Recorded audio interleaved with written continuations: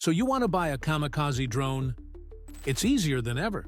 You buy a $300 piece of plastic online, modify it, and then destroy a $4 million armored tank. Usually, you'd need a $20 million fighter jet. Not anymore. This colossal cost asymmetry is not a fluke. It is the entire business model of a $100 billion industry that's one of the fastest-growing, recession-proof sectors on Earth. And once you understand the economics of drone manufacturing, you'll never look at a defense budget or profit margins the same way again. Let's dig into this asymmetry further. A few years ago, Houthi rebels in the Red Sea began launching drones costing roughly $20,000 each at U.S. Navy destroyers. The Navy's response? Firing a Standard Missile-2, which costs $2.1 million, to shoot each one down. Do that math 100 times, and you understand why every defense executive on the planet is having a nervous breakdown right now. And here's what makes it worse. The defensive side of this equation is just as broken. You can spend millions on sophisticated laser systems, microwave emitters, and electronic jamming arrays to counter cheap drones. But the other side can always manufacture or buy more cheap drones faster than you can build the countermeasures. The attacker sets the economics. The defender just responds. It's the military equivalent of paying $10 to block every $1 punch, which just isn't sustainable. This is the central, stupefying economic reality of modern warfare. You can win the battle, yet lose financially, and be unprepared for the next war. It's an economic death spiral, and it has spawned a $100 billion drone industry whose growth is virtually guaranteed because the demand is insatiable and the asymmetry only gets more extreme over time. So who wins in a world where cheap beats expensive? If you had to bet on one country to dominate the drone war, the country with the cheapest factories, the country with the most relevant battlefield experience, or the country with the most advanced AI, who would you pick? Each option has its advantages, but they represent three radically different economic models that now power the global drone industry. China is the factory. Its flagship drone company, DJI, has held over 70% of the global consumer drone market for years. They did it through vertical integration, massive economies of scale, and pricing that simply suffocated every Western competitor. While American startups try to figure out how to source components from a dozen suppliers, DJI was building everything in-house, backed by the industrial infrastructure of the Chinese state, including substantial financial support. The result isn't just a successful company. It's a vast ecosystem that the entire world relies on. And here is the hidden danger in that dominance: the brushless motors, the high-density lithium-ion batteries, the electronic speed controllers, and the rare earth minerals that go into all of them are overwhelmingly processed and manufactured in Shenzhen and neighboring regions. That means any serious geopolitical disruption, any retaliatory tariff, any spike in trade tensions, and the baseline cost to build a drone, commercial or military, skyrockets overnight. Western governments are already spending billions to reshore these supply chains, which means they're essentially paying a massive premium for geopolitical insurance. Ukraine is the laboratory. Before 2022, Ukraine's drone industry was small. Today, it's the most battle-hardened and adaptive in the world, producing 6 million drones per year. When war broke out, volunteer engineers in Kyiv and across the country were 3D printing FPV drone frames for around $18 each. And those drones were destroying Russia's most advanced tanks, each worth $4 million. Just a few years later, hundreds of startups, hobbyists, and military units iterate on a weekly basis using open-source software and commercial off-the-shelf parts. The U.S. military's procurement cycle takes a decade. Ukraine's takes a week. That's the competitive advantage of desperation. And because of that advantage, defense companies large and small are salivating over access to the data Ukraine has collected from its vast drone operation, a domestic industry now worth nearly $7 billion. The new economics of drone warfare have produced a highly lucrative market. Ukraine provides partner countries and defense firms access to its combat data so they can train their own AI models. And in return, Ukraine gets access to those models to further improve their own drone targeting. Finally, the United States is the brain. America has largely ceded the consumer hardware market to China and can't match Ukraine's frantic bottom-up speed. So where is the U.S. placing its bets?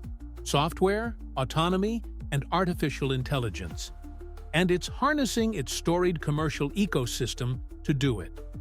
But before we get to AI, consider what this moment in history actually represents. For the first time since the invention of the aircraft, the cost of air power has collapsed low enough that non-state actors, small nations, and even well-funded individuals can participate and make an impact. The monopoly on aerial warfare that wealthy nations held for a century is over.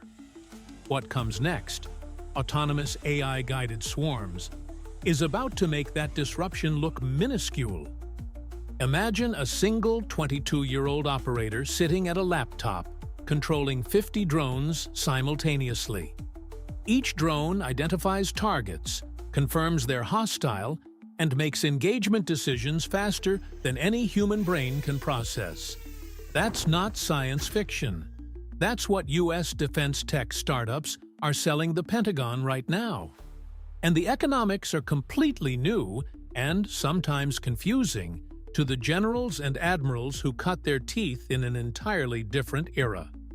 American defense companies like Anduril, Skydio, and Shield AI are not building the best airframes.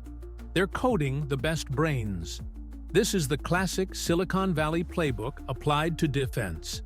The value isn't the physical device, but rather the operating system. Think of it like the iPhone. The hardware is a commodity, but the software ecosystem is priceless. The economics of automation here are profound. It goes beyond simply replacing a pilot in a cockpit. You're replacing entire command and control structures. Government procurement is slowly, painfully shifting from buying large drone bodies to buying AI-powered autonomy. Software licenses, algorithmic swarm coordination, and machine decision-making. The billion-dollar contracts of the future may not be for thousands of drones. They may be for the algorithm that makes those drones a cohesive, intelligent force. The U.S. drone industry is experiencing a surge due to the lessons of the war in Ukraine, but the broader market has seen growth for well over a decade now. It's just that the real revolution was happening in less visible places than on the battlefield. For example, industrial inspection is now a massive market. Instead of sending a human crew to climb a 500-foot cell tower for hours to check for any impairment, a drone does it in 20 minutes. Insurance companies are using drones to assess roof damage after storms within hours instead of weeks. Construction firms are getting weekly 3D site models from drones to track progress in real time. And agriculture may be the most dramatic example of all. Drones equipped with multispectral sensors can monitor crop health, identify pests, and apply fertilizer with surgical precision. The documented yield improvement on corn and soy operations is 15 to 20%. This is precision agriculture, and it's a multi-billion-dollar market that's quietly transforming one of the world's oldest industries, not by replacing farmers, but by making every acre they farm more profitable. The energy sector tells a similar story. Inspecting a single offshore oil platform typically requires a team of specialists, several days, and costs exceeding $100,000. A drone can now do the same inspection in a few hours for a fraction of the price, while keeping workers off structures that regularly operate in dangerous conditions. Shell, BP, and virtually every major energy company have now moved aggressively into drone inspection programs. The return on investment isn't debatable. It's overwhelming. The commercial shift, at its core, isn't about selling drones, though. It's about data. A construction company doesn't want a drone. It wants a weekly 3D model of its job site. An insurance company doesn't want a drone either. It wants an immediate and accurate damage assessment. Drones are basically just a tool, an incredibly useful tool, of course. But this is a software-as-a-service play in disguise, with high margins and recurring revenue. It's how drones change the economy, quietly, and in ways that don't make headlines. Behind the scenes, the industry is really three industries, each running on its own economic logic. First, there's the military market, split between multi-million-dollar legacy systems like Northrop Grumman's Global Hawk, and the explosion of cheap, disposable swarms. The money here is increasingly in the AI that guides the swarm, not the bodies themselves. Second, there's the commercial market, where the real product isn't the drone, but the data it collects. High-margin, recurring revenue business models are quietly being built on top of aerial intelligence that didn't exist a decade ago. Also, it's not just the corporate giants in energy and insurance. Small and medium-sized businesses, like home contractors, can afford to use drones to make their operations run more efficiently. And third, there's the consumer market, largely a cautionary tale of what happens when a state-subsidized foreign monopoly meets a market running on thin hardware margins. DJI has captured the entire global consumer market, forcing the U.S. consumer drone industry to take a hard look at how it's going to compete in this market, if it can at all. What ties all three together is something that almost never happens in economics: a single technology that simultaneously disrupts the top and the bottom of a market at the same time. Most technologies creep in from one direction, but drones hit from every angle at once, collapsing the cost of aerial power for the most powerful militaries on Earth, while opening entirely new revenue streams for farmers, insurers, and energy companies that had nothing to do with aviation 5 years ago.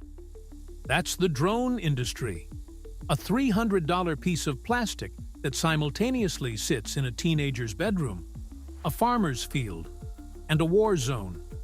A technology that scales both up and down with terrifying efficiency, and an ascendant economic story that is still, in almost every way, just getting started.